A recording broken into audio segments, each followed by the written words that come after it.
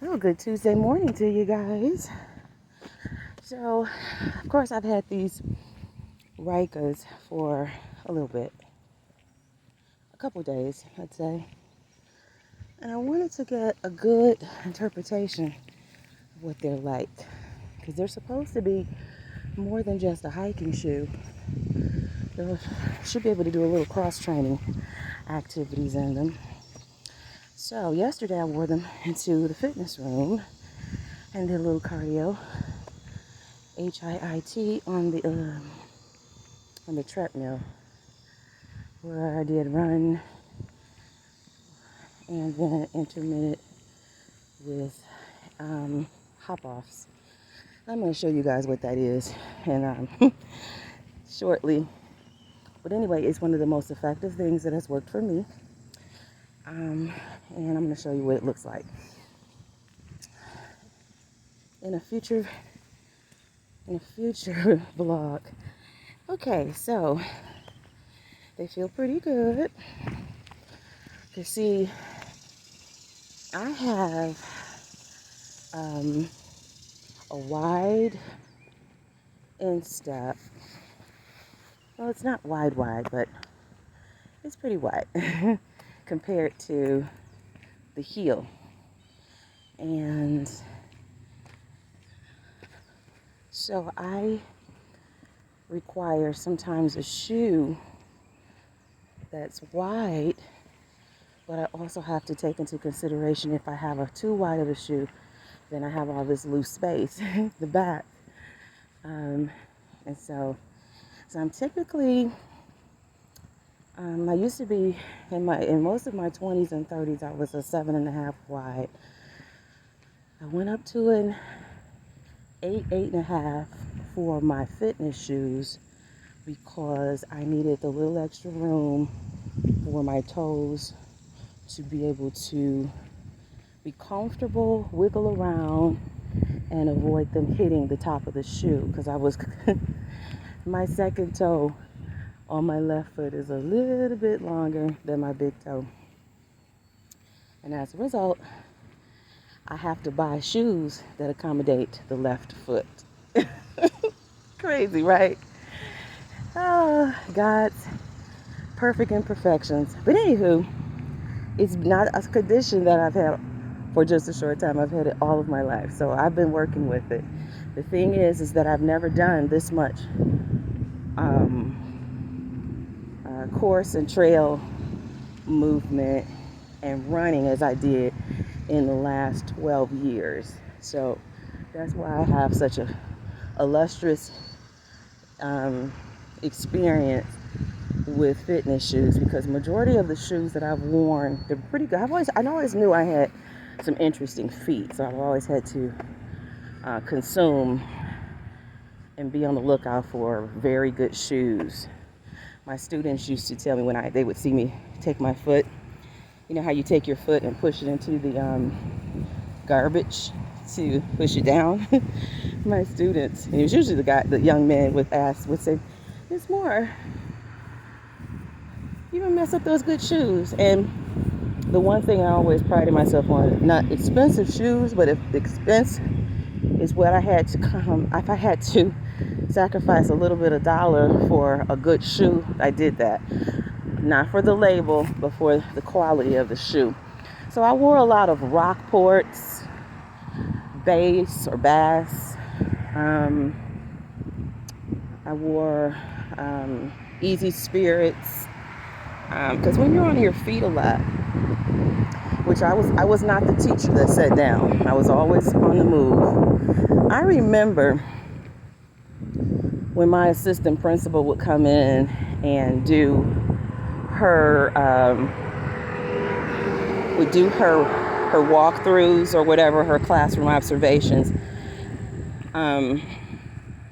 She would always be looking for a chair to sit down in. I never had chairs. If I had a chair, one of my students was possibly using it. And my desk chair, and it got to the point where she would just say, "I'm going to order you a chair." And that chair was not for me. That chair was for when she came in. Because see, what I do is very often I sit in the desk with the students. Or sometimes I sit on the top of a desk, an empty student desk. Or I sit on the top, or, just posture myself or position myself, lean on a lectern. But my feet were always moving. And it's probably why I stayed so slim during my teaching days. But anyway, I'm naturally a small bone person. But as we age, nature has very specific goals in mind to slow down everything. So we are to constantly keep ourselves moving. So anyway, by the way, the weather is gorgeous today. It's a very nice breeze. It's probably around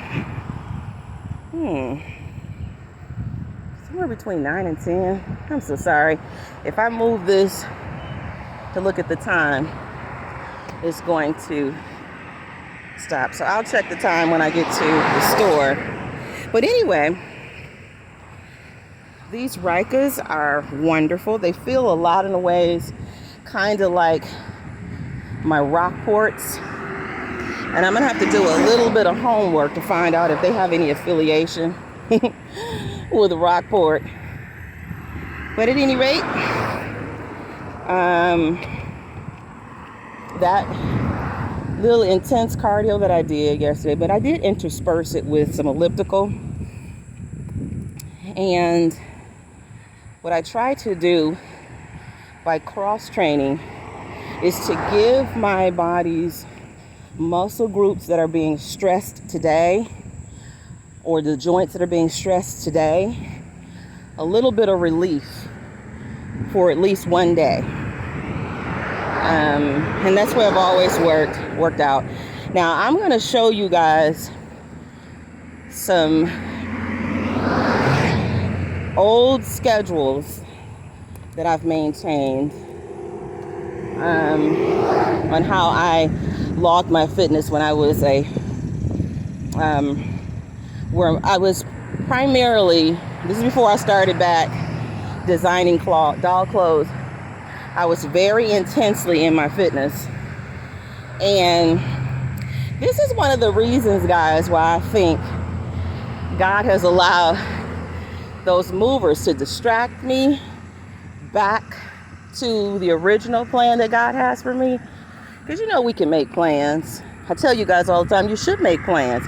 You need to have a schematic on what you're going to do. And then God will tweak that for you, because what he's trying to do is get you to your purpose that's just going to get you to greater fellowship with him. So sometimes you'll have all these things that you want to do and all these things that you desire to do and where your talent exists. But sometimes God needs you in a very specific place at a very specific pace. So I was in a wonderful prayer meeting a few days ago. And the subject, of course, was about, I believe, getting to your purpose and listening to God guide and direct your feet, and how God works on us and works through us, through other people, because we have a sense and an urgency to continue to do the work and the will of God. And I mentioned that, I am an equipper. And the reason why I'm an equipper is because time is not on our side, people. It really isn't. We need to be active in our endeavors, running towards them with a sense of urgency, not taking the paths of least resistance. Because as God starts to look over the universe, he's going to be looking for his most fierce and tenacious warriors to lead. And everybody's not going to lead from a greater from a larger perspective. So you might say, for example, maybe called to lead a household or a classroom or a school or 500 employees in your own business. But you got to understand that everybody who desires to be in control doesn't really know how to lead. They know how to boss. They know how to manage. And there's a difference between management and leadership. And a lot of people don't even realize that. And myself, who comes from my first master's is in organizational management, there is a difference between leading and managing. And I could tell you this, if you're in the workforce, tell me if this is your boss. They give you a task. No, before they give you a task, they bring in a training seminar or they bring in a consultant. So they train you, they bring in a consultant to kind of walk you through the process and be there in case you have any questions. This is not someone that you should heavily depend on. This person kind of sits in the shadows a bit. They might demonstrate, they might model the activity or the procedure, and they'll bring you in. So I realized this is one of the reasons why I pursued a degree in management. Now, I could have got a master's in school administration, but I did not want to be limited to that because I didn't feel at that time that I would probably still remain in education. And one of the reasons why is because public education is so significantly political, and it's micromanaged by people who are not even in the field. Politicians who think they know what's best, and it's hard to be in that field when it's children, because you want the best for them. And everybody who's employed doesn't want what's best for them. They have greater needs, and they leave the wanting what's best for them to the teachers. But then they try to clip and handcuff you. Like, for example, it's going to be hard for me, as I knew, and to stay in education because I am a believer. And I can't keep censoring my love and admiration for God. And it's amazing because you'll be in schools that have gospel choirs, who have concerts in churches. I mean, some of the schools occupy former church schools. I mean, part of the directories and stuff.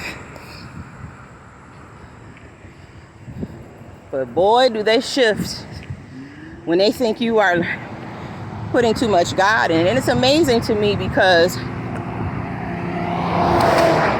it's just a strange situation. I know I can't do that. I can teach probably again in private or charter or maybe even Christian schools, but public school, nope. All right.